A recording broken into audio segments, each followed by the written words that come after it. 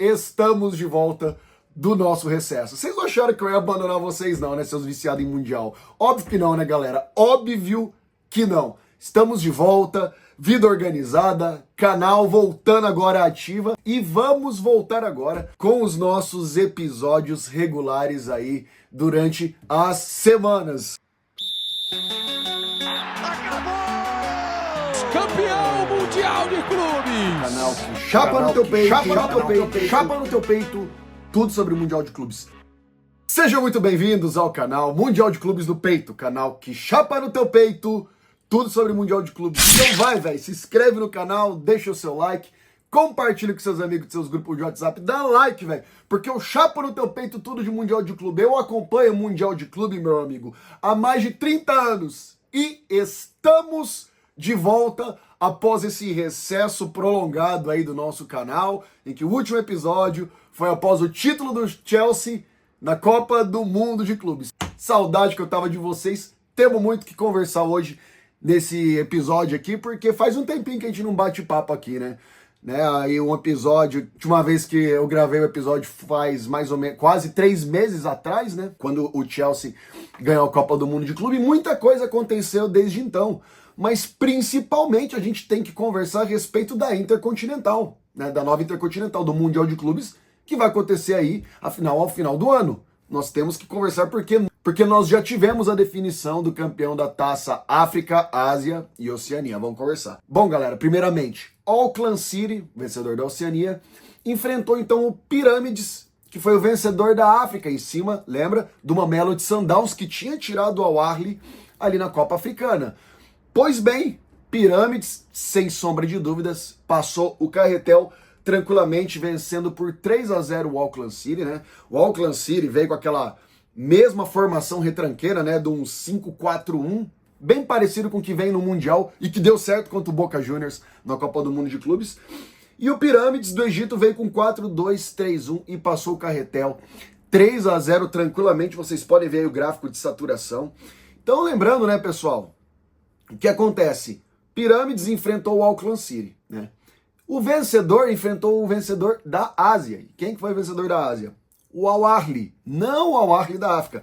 O Al Ahly, aquele que estava tentando levar o Vini Júnior, ano passado, ano retrasado, se eu não me engano, em que o Firmino jogava e que não joga mais. O Al Ahly que estava com um time muito bem estruturado, de Mendy, de Mahrez, mas não deu certo. O vencedor da Taça África Oceania foi o Pirâmides. Eu achei, né, que o Pirâmides ia ter um pouco mais de dificuldade contra o Al Ahly, mas o Pirâmides jogou muito bem, e principalmente porque o elenco do Al Ahly é muito mais valioso do que o elenco do Pirâmides. Mas o Pirâmides foi lá e ganhou de 3-1 com um hat-trick, meu amigo, do Mayele, do atacante congolês do Pirâmides. Esse cara tava com a setinha pra cima, tava chitadaço. O Pirâmides ganha de 3-1, muita correria. Vocês podem ver que a barra de saturação, que ainda deu jogo, né? Eles abrem o placar, uma grande enfiada do Touré pro Mayele. Mayele dribla e chuta no canto, 1-0. Depois, Mahrez dá um passe pro Tony, aquele inglês que já jogou no Newcastle. Ele vai lá e marca um pênalti. Ele vai lá e faz de pênalti, 1-1. E depois com 2 contra-ataques, tudo com bola longa. Atenção, o time que foi enfrentar o Pirâmides, são muito bons no contra-ataque. Bem parecido com o contra-ataque do Al Ahly no Mundial, né? Que a gente conseguiu perceber bastante contra o Porto, contra o Palmeiras, né? Talvez seja uma característica agora dos times egípcios, né? Mas foi lá e fechou o caixão, o cara meteu 3 gols em cima do Al Ahly. Mendy defendeu muito, não conseguiu ganhar a Taça Ásia, África, Oceania. E foi 3-1, Pirâmides campeão. E agora aguarda o vencedor do Cruz Azul contra o vencedor da Libertadores. Eles se enfrentam nessa Challenger Cup. Quem ganhar daqui enfrenta, então, o Pirâmides. Quem ganhar do Pirâmides enfrenta o PSG no final do ano. E aí, agora, qual que é o calendário? Agora, nós tivemos agora em setembro esses jogos e agora nós vamos ter um pequeno recesso. Então, agora, o Derby das Américas, o vencedor da Libertadores contra o Cruz Azul, que bateu o Vancouver Whitecaps, vai acontecer no dia 10 de dezembro, tá? 3 dias depois já acontece a Challenger Cup, tá? O vencedor já pega aí o Pirâmides do Egito e 4 dias depois, dia 17 de dezembro, já acontece a final do Mundial com quem quer que seja que vai enfrentar o PSG, né, pessoal? O que eu tô achando disso tudo, né? Pessoal, a Copa do Mundo de Clubes, ela foi o melhor termômetro para a gente começar a situar os times, o nível dos times no mundo, tá? Nós tivemos muitas surpresas na Copa do Mundo de Clubes e que agora vão começar a refletir na mentalidade desses times nas intercontinentais também, né, todos os anos. Por exemplo, era muito comum o Auckland City, tirando o ano de 2014, que foi um ano maravilhoso, que eles chegaram em terceiro lugar, mas era normal o Auckland City tomar sarrafiado, tomar passeado dos times. E parece que depois do Mundial, principalmente com aquele empate contra o Boca Juniors, o Auckland City começou a entender que ele não é um time tão fraco assim não. Tanto que não foi uma passeada do Pirâmides em cima do Auckland City, eles souberam se defender bem. A gente percebe que depois da Copa do Mundo, muitos mitos caíram. Por exemplo, nós descobrimos a potência que é o futebol brasileiro, com o Fluminense indo para uma semifinal, Flamengo e Palmeiras numas quartas, tá? Hoje eu digo que hoje eu falo, Palmeiras e Flamengo têm totais condições de ficar entre os 8, entre os 5 primeiros times, por exemplo, da Premier League. Eu não tenho dúvida disso. Talvez os 8, tá? Porque o futebol eles estão mostrando o futebol assim muito além. O elenco tá muito além. O Palmeiras sem Estevão, agora com Flaco e Vitor Roque, tá jogando demais. Ganhando 2 jogos do River Plate quase não conseguindo propor o jogo, com exceção do primeiro tempo aí do jogo de volta. Flamengo mesmo jogando mal contra Estudiantes, se for ver os jogos pregressos do Flamengo, o Flamengo tá com um time muito bombado. Muito bombado. E a gente conseguiu ver, por exemplo, o Flamengo ganhando do Chelsea no Mundial. Nós conseguimos ver algumas coisas bizarras, né? Como, por exemplo, o Al-Ahly empatando 4-4 com o Porto. O Fluminense ganhando do Al-Hilal. Tá? Um Al-Hilal que tinha batido o Manchester City do Guardiola. Então, todas essas surpresas que o Mundial de Clubes, que a Copa do Mundo de Clubes nos trouxe, né?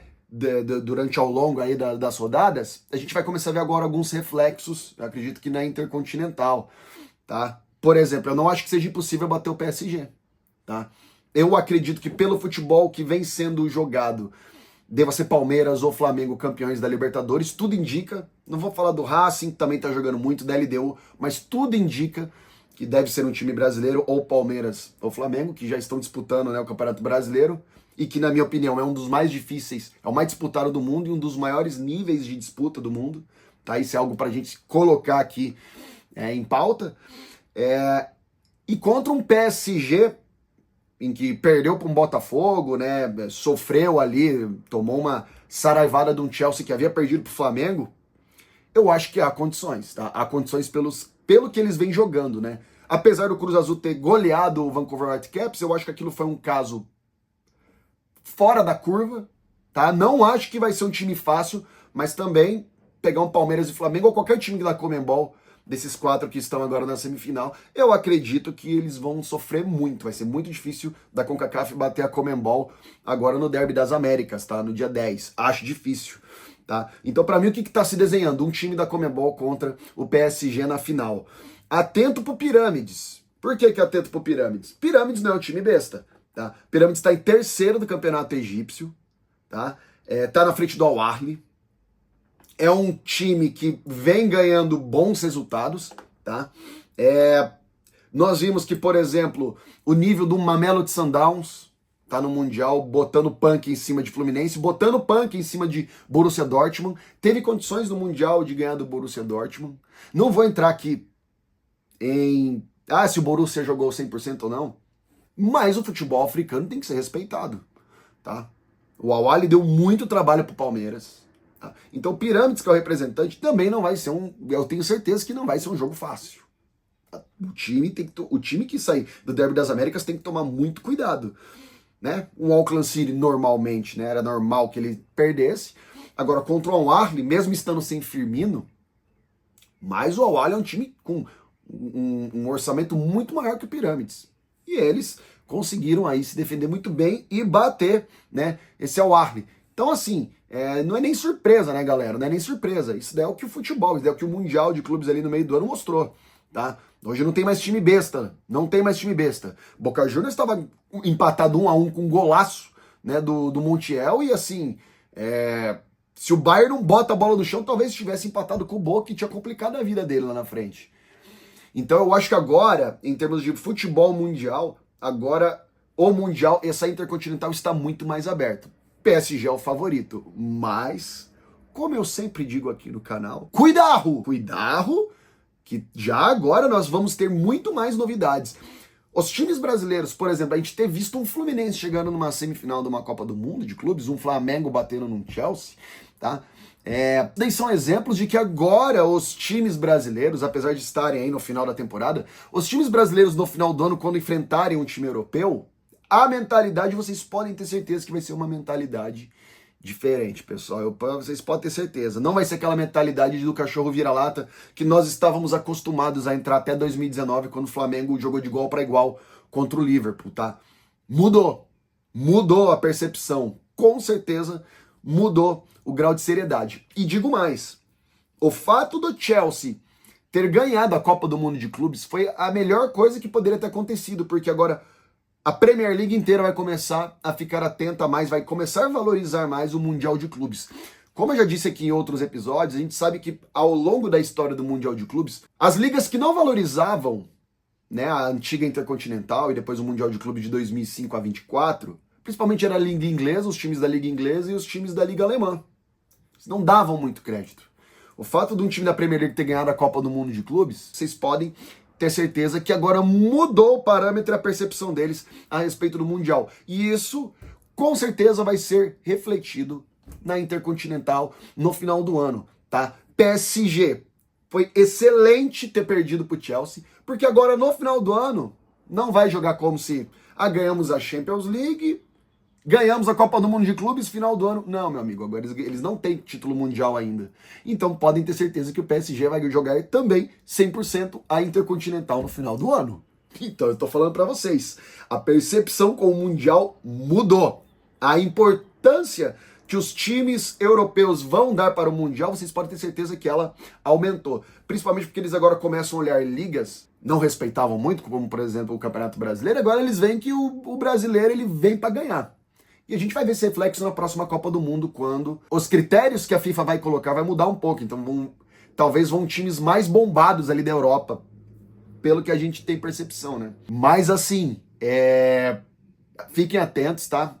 Nós vamos continuar aqui agora com o canal, né? Nós vamos continuar fazendo as curiosidades do canal, explorar jogos aleatórios, recapitular algumas coisas da Copa do Mundo de Clubes nesse intervalo, até que chegue o dia 10 de dezembro. Ficamos aí, né, pessoal, um tempo aí sem gravar, né, por conta de realmente dar uma desintoxicada ali por conta ali dos números do YouTube, né? Às vezes o YouTube recomenda vídeos, não recomenda. Eu percebi que deu uma queda muito abrupta do Mundial para cá, dos meus 2 últimos vídeos.